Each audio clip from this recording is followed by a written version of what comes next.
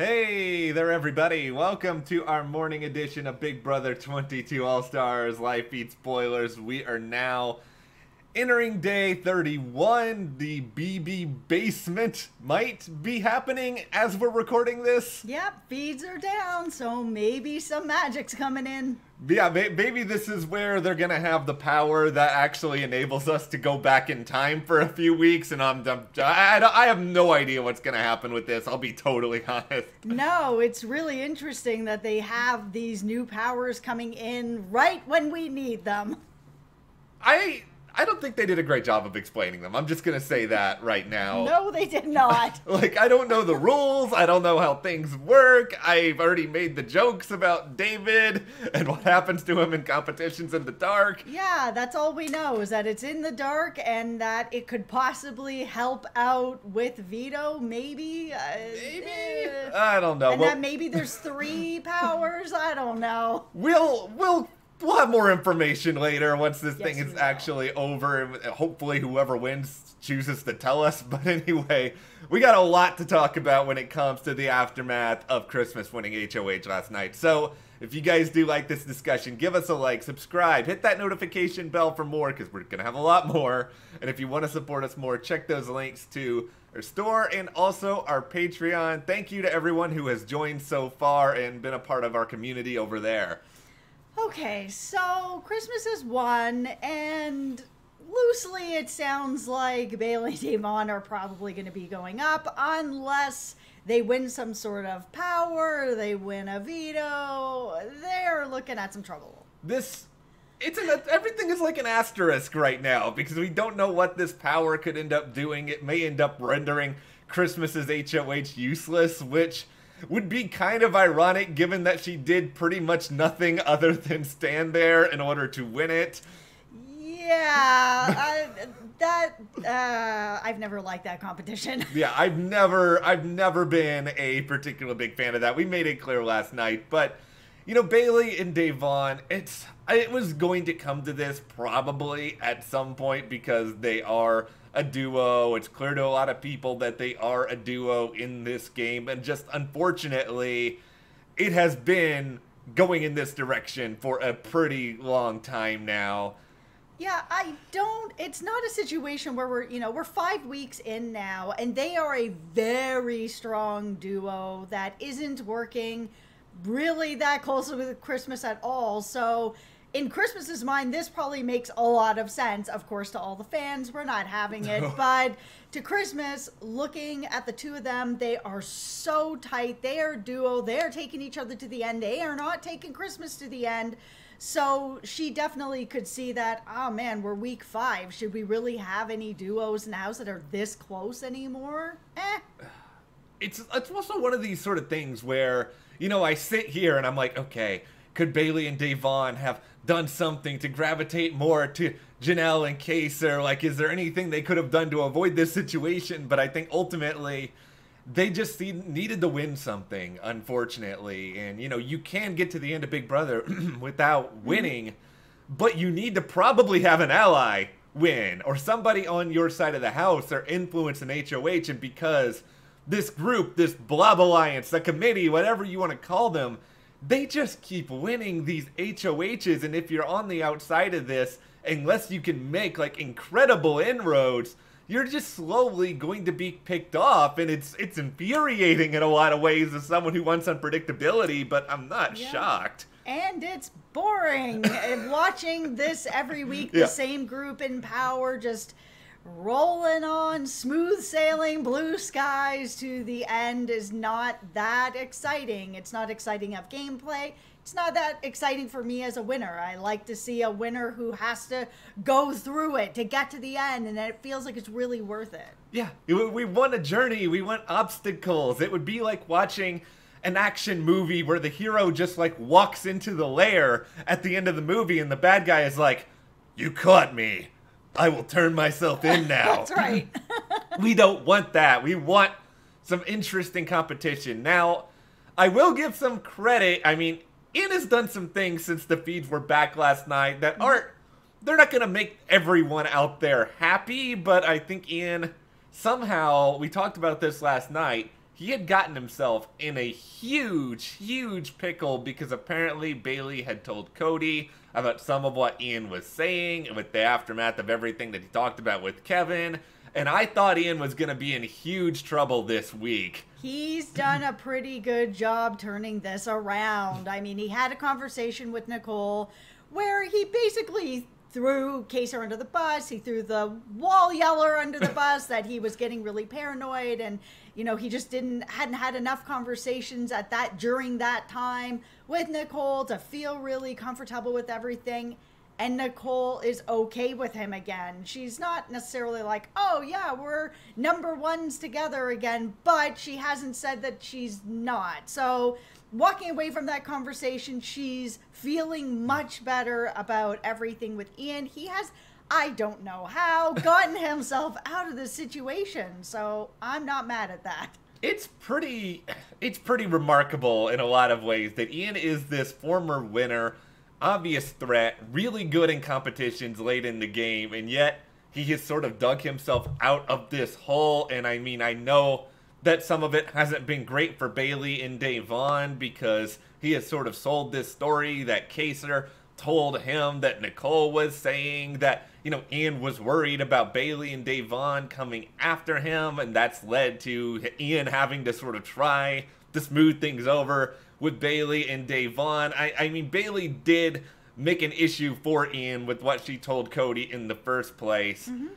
I don't blame Ian for doing what Ian has to do at this point in order to stay alive. Obviously, the fan part of me wants all of the underdogs to get together like some ragtag group of heroes, but what can they do? They can't do anything right now. Christmas is the HOH, so this is always seems to be what's happening this season is one of the big players gets an HOH and all the underdogs all have to turn on each other because there's no other choice. And it's just, yeah, like I said, for me, this is just a really boring season because there's no real adversity going along for anything. Not even the wall yellers have made any real impact because this other side of the house is still in power. They are still rolling along. Yeah, there's a little bit of talk in there and a little bit of distrust, but that was actually already there. And they're still in power.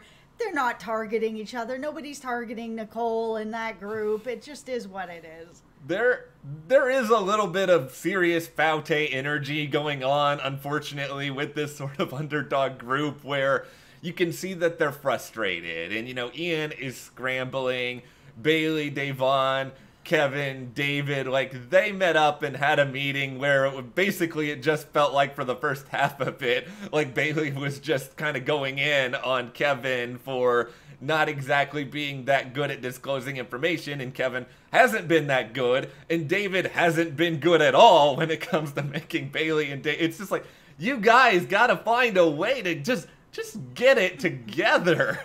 Yeah, the fact that they are not winning anything means that they need their social game more than ever. Yeah. And then you've got people like David, whose social game is really bad. It is, I mean, yeah, he made some sort of friendships with Tyler, but his social game of working information is terrible. Kevin hasn't been that great at it. Ian has had some moves here.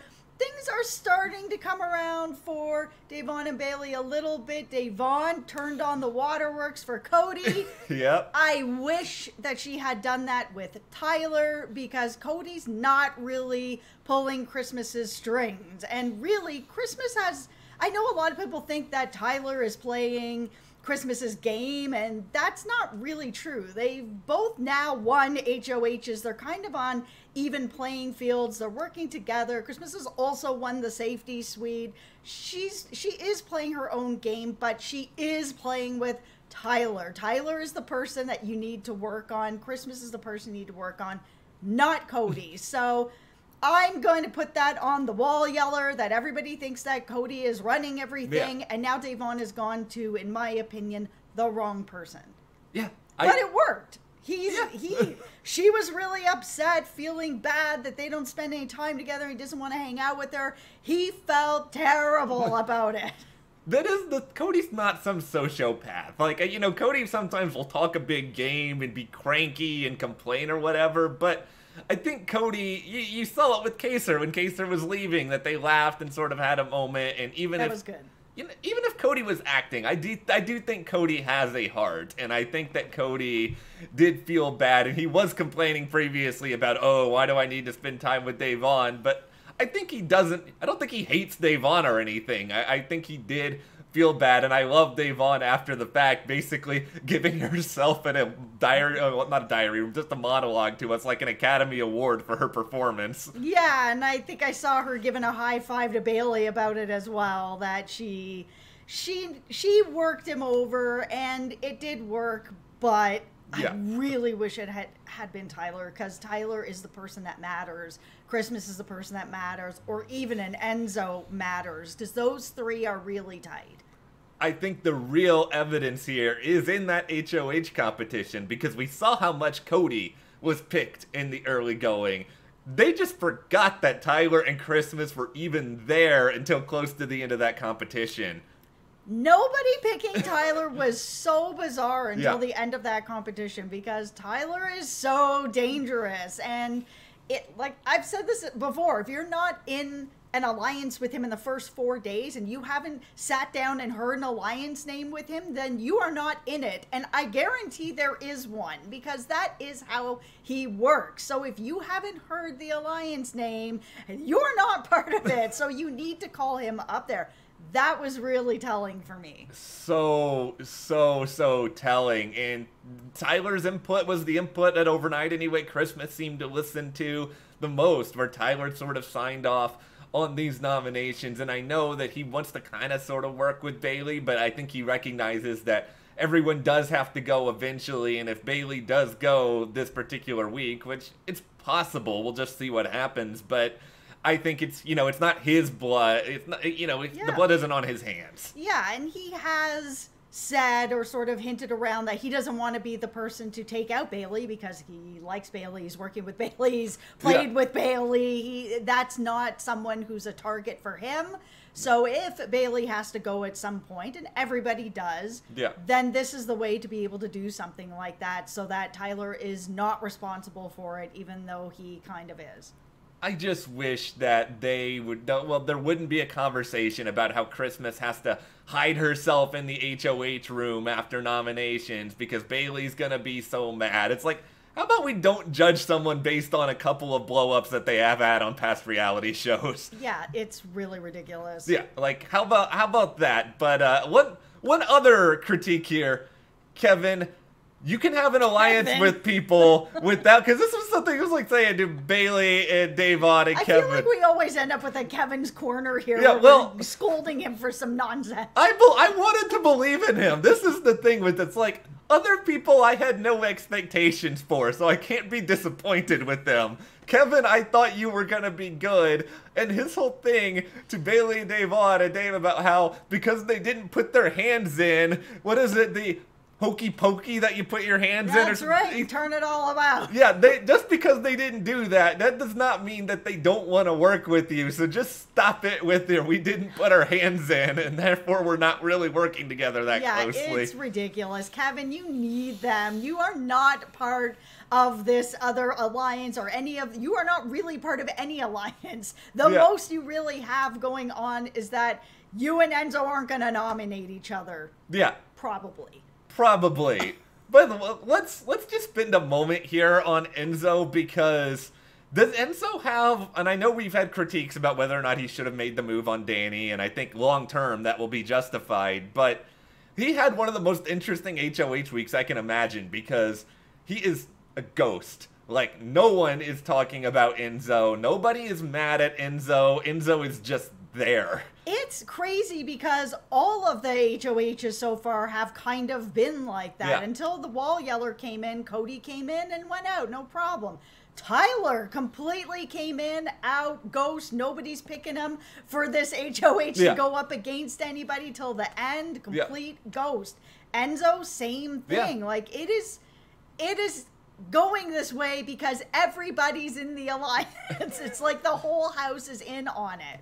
It is, and there's gotta be something big that happens, because this week I believe there's 12 people left. there'd be 9 people voting. The Blob Alliance conceivably could end up controlling a lot depending on where things go. And Memphis... Yeah. Did you know Memphis is still actually a part of Big Brother 22? That is crazy, too. Again, sort of had this HOH that his whole alliance was not that thrilled with, and he's a ghost. No problem. Nobody's looking at him. I know he has the injury, but even before that, nobody was looking at him. I thought people were gonna Devin him right out the door and be like, oh my goodness, this guy is a loose cannon. We gotta get rid of him to keep our alliance tight, and it did not happen. Production doesn't even seem to care about Memphis at the moment, because they showed Memphis saying, oh, I may have tweaked my back. They showed nothing else from him whatsoever in the aftermath of that injury. It was like after the veto, if I remember this correctly, it sort of like had a voiceover, like Memphis had gone to the doctor when the veto was over, and they just like ADR'd in him congratulating someone at the end. Yep. It was so weird. I am glad, though, that they did have an HOH that he could participate in. I had sort of thought that they might go this way. Could have just been lucky in that this was the next HOH in line. But I was kind of feeling that, I mean, they have all their HOHs planned out. So they have everything for them. They could easily just swap it out. Oh, we were going to do endurance, but we want Memphis to be able to participate. Let's just do this one this week, this one next week kind of thing. Well, we'll see exactly where things go here. Hopefully, we will have a result of this basement competition later. And we'll have more information, I hope. Come on. I gotta know, because that's the thing we're all sort of waiting with bated breath on, to see some chaos. Don't worry, Davon will come back and tell us all about her win. Let's hope so. Like, I got my hopes up too high with her seemingly winning HOH, only for me to realize that I was wrong too. But what do you guys want to see happen with this basement? Let us know in the comments, and if you do like this video, give us a like, subscribe, support us further. Check those links, our store, our Patreon, and we'll see you here next time.